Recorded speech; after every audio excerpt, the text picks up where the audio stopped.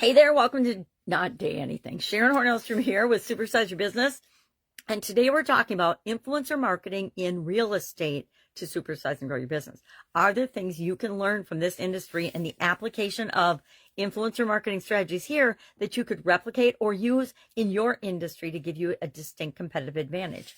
Now, we're working with a gentleman who is building a real estate investing business, and the same is true in any area of real estate. He already knows which area he's going to segment down into a niche toward. So that helps because he only has to look for, and we only have to look for, influencers that are appropriate for that.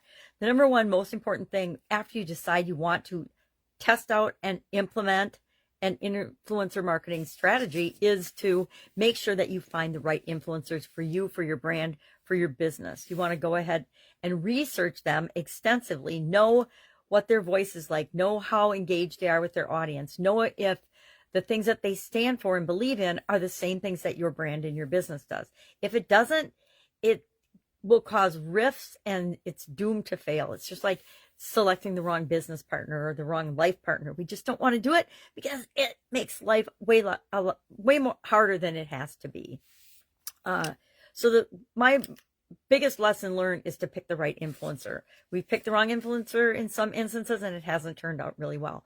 But real estate has their own set of influencers. I realized the other day, there's actually people that broker influencers and matchmake you with the right influencers for your brand nowadays. There's a business for everything if you're willing to be flexible and figure it out and go figure out ways that you can serve the people that you're here to serve to the best of your ability.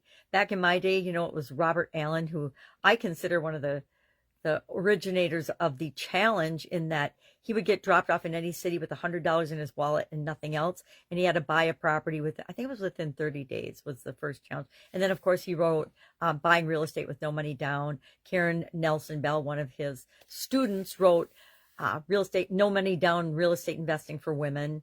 I coached with her back in my real estate days, as well as Robert Allen.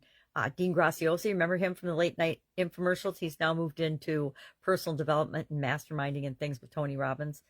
And Robert Kiyosaki, Rich Dad, Poor Dad. If you look anything up on ChatGPT with respect to finance or real estate, you get Rich Dad, Poor Dad comes up. So those are some of the influencers from my day, but they're not necessarily appropriate depending on the niche or the market that we're going after. The person I'm working with is a millennial. I know we categorize people based by when they were born, which makes no sense because it's definitely not your typical millennial in this day and age. But our number one tactic and strategy is to find the right influencers that will enhance his brand and what he's going for. Will match his core values with an influencer. Then we're going to analyze past collaborations of that influencer. A lot of what we do up front is make sure that we find the right influencers for people, because if they get the wrong person, like I said, it's like marrying the wrong person. It usually doesn't last forever.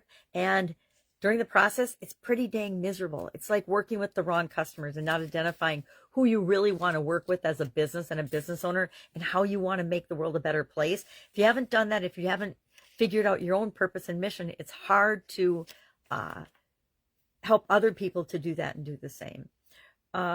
We want to look at their past performance. So we want to create authentic content. Once we select an influencer, we want to make sure that we're co-creating and collaborating on the content that they create to make sure our voice comes through as well as yours. Because bottom line is, the reason we work with influencers is we want to bring people to us, to our business, to our communities. We want to create our own communities as well. The people that are right for us can choose to be a member of our community, as well as the influencers community. We want to engage and interact with the people that come from our influencer and our influencer as well. We want to monitor how effective that is. We want to analyze our return on investment. We usually invest resources in order to have an influencer promote and share our products and services. We want to gather feedback, and then from any collaborations or any content or any projects that we do together, and make sure that we're adapting and iterating and giving people what they want in order to add value. We want to build long-term versus short-term relationships.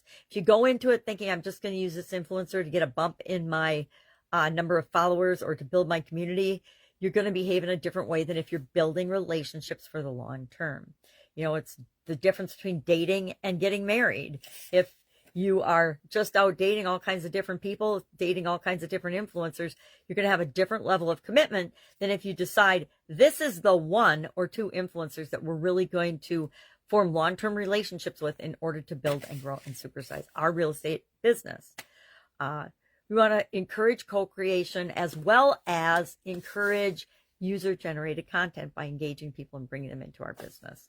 So curious, do you have an influencer marketing strategy? Are you exploring, are you even interested in using influencers to help grow and build and supersize your business? There's lots of other ways to do it, of course, as well. We talk about them all the time, but influencer marketing keeps coming up in different industries. And as I'm working with different people in different industries, they're asking for that as a component of the services that we provide. So when people ask, what do?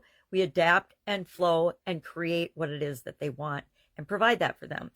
All right. That's all I've got today. If I can help you in any way, ask. Otherwise, have a fantastic day, fantastic weekend coming up. And I'll, of course, be with you tomorrow.